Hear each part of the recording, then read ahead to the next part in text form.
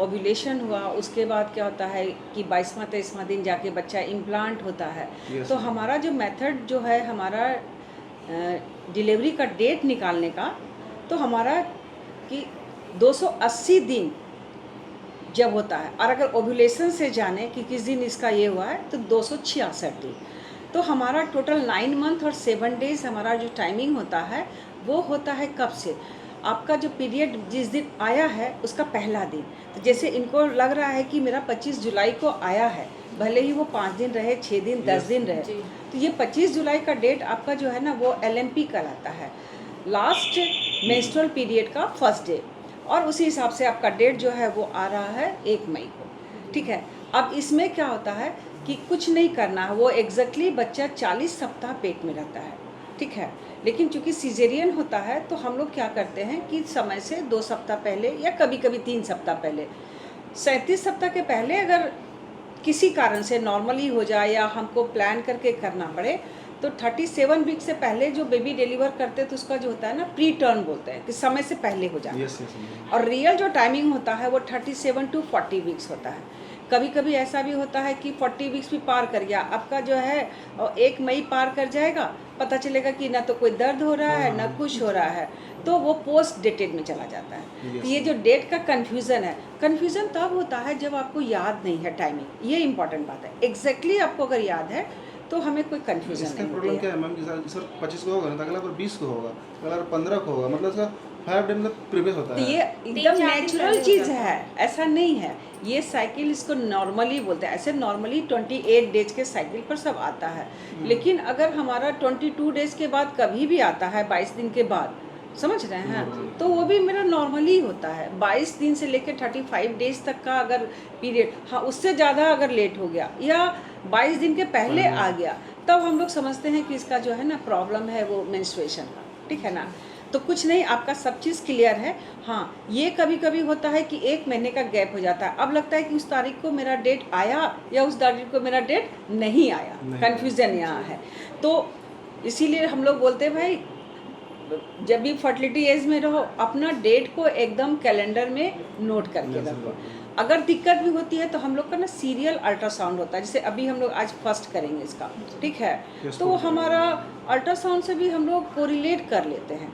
और आपका जो है जितना भी 4-5 जो भी अल्ट्रासाउंड होगा उससे हम लोग एक डेट निकाल लेंगे। और आपका तो चूँकि प्रीवियस सीज़र है जी, तो हम लोग को प्लानिंग तो वही रहेगी कि इस बार भी सीज़र ही होना चाहिए, तो उसमें बहुत ज़्यादा प्रॉब्लम नहीं होती है। मैम ऐसा होता है क्या कि जब फर्स्ट बच्चा सीजेरियन हुआ तो सेकंड बच्चा नॉर्मल हो सकता है? बिल्कुल, बहुत जगह होता है, बहुत लोग, लेकिन क्या होता है इसमें प्रॉब्लम कि जो बचदानी में जो स्कार पड़ जाता है, ठीक है, तो वो जब डिलीवरी होती है तो उस समय कुछ कुछ प्रॉब्लम आती है कि स्कार कभी कभी खुलने लगता है, फटने लगता है, क्योंकि जब बच्चा नीचे आता है तो उस समय जब काफ़ी दर्द में रहता है, स्ट्रेचिंग बहुत ज़्यादा होता है, तो उस समय फिर से अब अगर किसी तरह से अगर यूट्रस पे जोर पड़ता है तो वो टाँका खुलने का, और वैसे कंडीशन में सबसे ख़राब बात है कि बच्चे का सर्वाइवल 0% हो जाता है। समझ रहे हैं, कोई भी चांस नहीं है कि अगर आपका यूट्रस डेहिसेंस हो जाए उसमें, या वो लीक कर जाए, रप्चर हो जाए, तो इस बात के लिए कोई रिस्क लेना नहीं चाहता। लेकिन बहुत ऐसा होता है, हम लोग भी बहुत बार कराते हैं। उसके लिए क्या है कि बच्चे का साइज़ वगैरह थोड़ा छोटा होना चाहिए। आपका ऑपरेशन का जो है उसका ड्यूरेशन बहुत लंबा होना चाहिए, ताकि जो आपका जो यूट्रस का स्कार है वो पूरी तरह हील हो गया हो। तो नॉर्मल कराना है, नॉर्मल नहीं कराना, नहीं ना, समझे ना। इसीलिए हम लोग बोलते हैं भाई जितना नखरा करना है पहले बार वाले में बोलो नॉर्मल कराना है, नहीं कराना है, और सेकेंड बार वाले में हम लोग रिस्क नहीं लेते हैं जी। हाँ, कभी कभी ऐसा होता है, हमारे पास भी बहुत सारे पेशेंट ऐसे आए कि साइज़ बिल्कुल छोटा है या समय से पहले ही सब, कभी कभी होता है कि पानी लीक हो गया और उसका 37 वीक छोड़िए, वो 33 वीक्स 34 वीक्स में आई है, और पेशेंट ऐसी स्थिति में आई है कि पूरा वो बच्चा एकदम लोअर पार्ट में आ गया, बच्चे का हेड नीचे आ गया है, सब कुछ आ गया। तो हम लोग भी कंसेंट ले लेते हैं कि भाई अब तो ऑपरेशन करने की भी स्थिति नहीं है, तो हमें नॉर्मल में ही जाना पड़ेगा। तो आज कुछ नहीं करेंगे, अभी सबसे पहले सारा इन्वेस्टिगेशन कर लेते हैं। Yes, एक हम अल्ट्रासाउंड करके देख लेते हैं जी, जी। कि पिछले बार जो आपका इंसिडेंस हुआ था वो वो तो कम नहीं से हुआ। कम इस बार No, नहीं हो, है ना। और पहला ऑपरेशन कहाँ हुआ था आपका, मैम रिवैम्प करवाया था, MP में MP revamp। करवाया था। है ना। जी। और आपका जो केस था पिछले बार वो भी बड़ा अजूबा है। स्कार प्रेगनेंसी जो है ना रेयर होता है। बहुत रेयर है, समझ रहे हैं। आप तो मैं बोले मोलर, तो आप यूट्यूब पर पढ़े पूरा डर लगा, बोले ना कि इसमें ये एक्चुअली देखिए बस यही अल्ट्रासाउंड डरना से चाहिए कि- अल्ट्रासाउंड से जितनी डायग्नोसिस हो पाती है, फिर बीटा एससीजी है, किसी भी प्रेगनेंसी को समझ रहे हैं कंफर्म करने के लिए बहुत सारे चीज़ का जो है ना जांच करना ज़रूरी होता है। अल्ट्रासाउंड में कुछ ऐसा आपका दिख रहा था जस्ट लाइक एकदम कंप्लीट यूट्रस भरा हुआ था मोलर टाइप्स में। वही अंगूरों को गुच्छा बना हाँ, लेता है। लेकिन उसके बाद जब उसको सब कुछ किया गया बायोप्सी है ना, करवाया था। और उसके बाद हम लोग फॉलोअप में भी हैं, तो आज हम कुछ नहीं करेंगे, आज सारा चीज़ हम देख लेते हैं और उसके हिसाब से प्रेगनेंसी कंटिन्यू करना है ना इस बार। जी जी।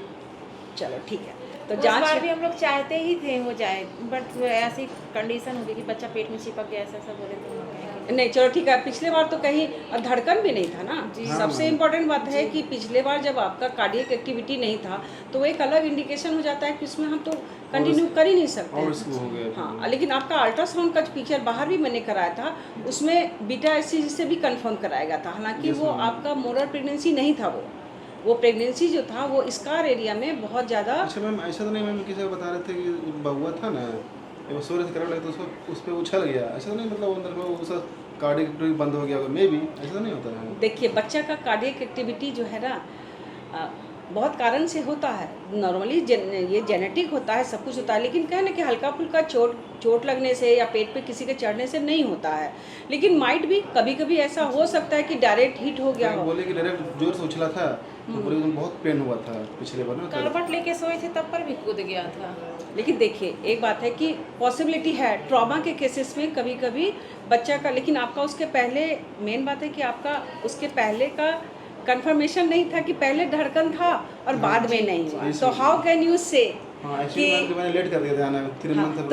तो फिर एक होता है ना कि आपका तब हम कंफर्म इसको तब करते कि आपका अगर बेबी पहले से कार्डियक एक्टिविटी धड़कन बढ़िया रहता, फिर आप हिस्ट्री देते कि नहीं बच्चा पेट पे चढ़ गया है, कूद गया है, उसके बाद खत्म उससे हो भी गया। कोई दिक्कत नहीं थी मैम। अचानक मतलब सुबह 6 बजे उठे दूसरे तीसरे दिन, तब जाके मेरे को अचानक ब्लीडिंग शुरू हो गई थी। तब मैं नॉर्मल मतलब ऐसे ही डॉक्टर को वहीं दिखाई थी फतुआ में, तो वो फिर बोलने लगी 3 महीने का बच्चा है। 3 महीने का तो था नहीं, हाँ नहीं है ना। वो अपने से मतलब हाथ डाल के और इम्पॉर्टेंट बात ये है कि जब एबनॉर्मल प्रेगनेंसी जब होता है ना तो 2 से 2.5 महीने तक वो कैरी करता है, लेकिन ये नेचर है, वो नेचर कोई भी गड़बड़ चीज़ को अपने शरीर में नहीं रखता है। तो फिर वही स्टार्ट करता है, ब्लीडिंग से स्टार्ट किया, सब कुछ किया, फिर आप आगे आप प्रोसीड किए डॉक्टर्स के पास, यहाँ डायग्नोसिस हुआ। इसलिए ये कहना सही नहीं है कि आपका उसके चलते हुआ, सिंपली आपका एक्टिविटी कार्डियक एक्टिविटी शुरू से नहीं आया था। तो अभी हम कंफर्म कर देते हैं इस बार का क्या स्थिति है। इसीलिए तो हम लोग तुरंत आए आपके पास कि हाँ, नहीं चलो ठीक है बाहर भेज देते हैं। हाँ, वो पैथोलॉजी वाला के जांच ले लेगा सारा, और अल्ट्रासाउंड हम खुद करेंगे। अच्छा मैम रिपोर्ट को आज नहीं मिल पाएगा शायद। रिपोर्टिंग के लिए देखिए 2 चीज़ें हैं कि कितना टाइम लगता है, कुछ बेसिक मिल जाएगा आपको, हम सारा एडवाइस कर देंगे आज के दिन में अल्ट्रासाउंड के बेसिस पर। अल्ट्रासाउंड इज कन्फर्मेटिव, और बाकी जो रिपोर्ट है हम आपको व्हाट्सएप कर देंगे, यहाँ सेफ रहेगा आपका। नेक्स्ट टाइम जब आएंगे ना तो आपको सारा report मैं मिल सुबह में कॉल किए थोड़ा, कॉल नहीं उठाए थे। जाएगा। नहीं, आज है ना 30 के बाद जो है ना अगला दिन था ना, तो थोड़ा वही हमको harassment लगता हो है गया। कि नहीं पूजा पाठ में होंगे या वो सारा चीज़ में। ठीक है मैम, आपने नंबर सेव किए थे ना, इसलिए मैं आपको फ़ोन किए। नहीं तो मैंने अपने असिस्टेंट को इसीलिए ट्रांसफ़र कर दिया आपका नंबर कि देखो क्या है। ठीक है, हम आज देख लेते हैं।